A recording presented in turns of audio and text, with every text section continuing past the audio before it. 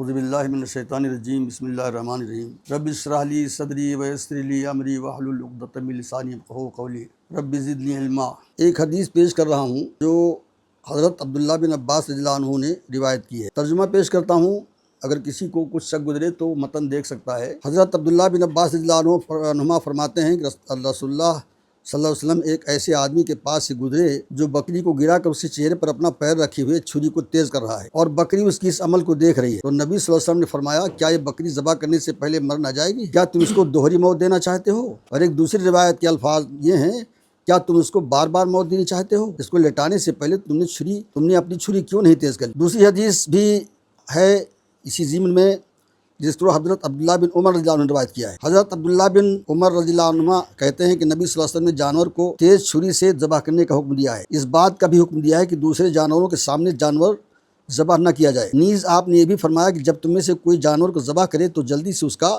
کام تمام کر دے، دیر تک تڑپنے کے لیے نہ چھوڑے۔ معزز دوستو، یہ دو حدیث میں نے پیش کی ہیں جس میں اسلام کا مزاج سمجھایا گیا ہے۔ اسلام سلامتی کا مذہب ہے، اسلام معنی سلامتی، امن کا مذہب ہے۔ حالانکہ آج کے دور میں بہت سارے لوگ یہ کہتے ہیں کہ اسلام دہشت گردی کا مذہب ہے، یہ مارنے کی بات کرتا ہے، لیکن ان کی سوچ کمزور ہے۔ جہاں کبھی ایسی کوئی ضرورت آئی ہے، ڈیفینسو پاور بن کے کام کیا گیا ہے، ریلیٹڈ کیا گیا ہے۔ اب میں یہ سمجھانا چاہتا ہوں، دکھانا چاہتا ہوں کہ جب جانور کے بارے میں یہ حکم ہے اسلام کا کہ ایک جانور کو دوسرے جانور کے سامنے ذبح نہ کرو، یا ایک جانور کو پہلے چھری اچھی طرح سے تیز کر لو پھر اس کے بعد اوپر چھری پھیرو، تو انسانوں پر کتنا رحم کرتا ہو۔ اب کچھ لوگ یہ کہہ سکتے ہیں کہ جانور ذبح ہی کیوں کیا جائے، یہ بھی تو زیادتی ہے، ظلم ہے جانوروں کے ساتھ۔ یہ اہنسا منو پرمو دھرما کے لوگ ایسی بات کہتے ہیں، لیکن اس بات کو بھول جاتے ہیں کہ دو باتیں اس میں آ جاتی ہیں۔ ایک تو یہ کہ اللہ تعالیٰ نے ساری کائنات جو بنائی ہے وہ انسانوں کے لیے بنائی۔ اس کائنات میں، اس یونیورس میں کوئی ایسی چیز نہیں ہے جو انسان کے لیے نہ بنائی گئی۔ سورج ہے، چاند ہے، تارے ہیں،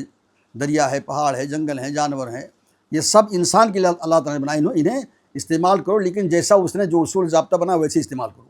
جہاں ضرورت ہو، جیسی ضرورت ہو ویسے استعمال کرو۔ اور انسان کو اپنے لیے بنایا ہے۔ اپنے لیے کیوں بنایا ہے؟ اسے کون سی ضرورت ہے؟ وہ تو بے نیاز ہے۔ اپنے لیے بنانے کا مطلب یہ ہے کہ اپنے احکام کی فرما برداری چاہتا ہے تم انسان سے۔ اب یہی لے لو، انسان ویسے بھی جانور ذبح کرتا، کاٹتا، کھاتا، سب کچھ کرتا، لیکن اسے ایک اصول بنا دیا ہے کہ اس طرح سے کرو۔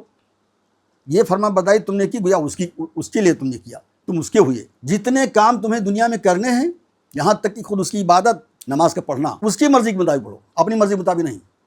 اس کی مرضی ہے، اس نے ایک ٹائم دے دیا، ان الصلاۃ کانت علی المؤمنین کتابا موقوتا۔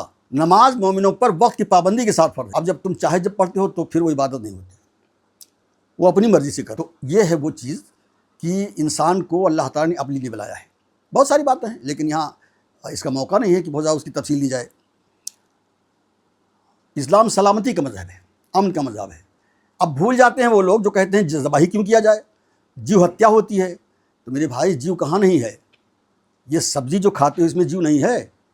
اس آدھنک چرن میں، اس سائنسی دور میں مجھے کوئی بتایا کہ نہیں جانتا وہ کہ اس میں جیو ہے؟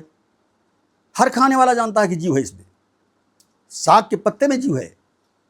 پانی پیتے ہو، کیوں پیتے ہو پانی؟ ایک گھونٹ پانی میں کتنا جیو مار دیتے ہو؟ دیکھو خوردبین سے، باریک اسٹیتھوسکوپ لگا کے دیکھو کتنے جیو ایک گھونٹ پانی میں تمہارے جاتے ہیں، مر جاتے ہیں۔ تو بھول جاتے ہو تم کہ جیو تو ہم ہر حال میں مارتے ہیں، لیکن اپنی مرضی سے مارتے ہیں، ہم جیسا چاہتے ہیں ویسا مارتے ہیں۔ اب آپ حضرات اس بات کو آپ نے سنا، اور آپ کے مادھیم سے میں اوروں تک یہ بات پہنچانا چاہتا ہوں، آپ کے ذریعے سے یہ بات اوروں تک پہنچانا چاہتا ہوں، اسی لیے یہ ریکارڈ ہو رہا ہے، نہیں تو ریکارڈ کرنے کی کوئی ضرورت نہیں تھی۔ ہمارے سامنے جو لوگ بیٹھے تھے، ہم نے ان کو حدیث سنا دیا، اور وہ اس سے پہلے یہ بات کافی حد تک جانتے بھی ہیں، ہم نے سنا نہیں دیا، ہم نے یاد دہانی کرا دی ہے۔ لیکن ان لوگوں کو میں بتانا چاہتا ہوں یہ جو الزامات لگا رہے ہیں اسلام پر، آج کی بات اتنی ہی۔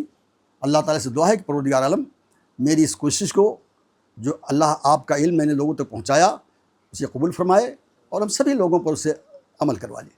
وآخر دعوانا ان الحمد للہ رب العالمین۔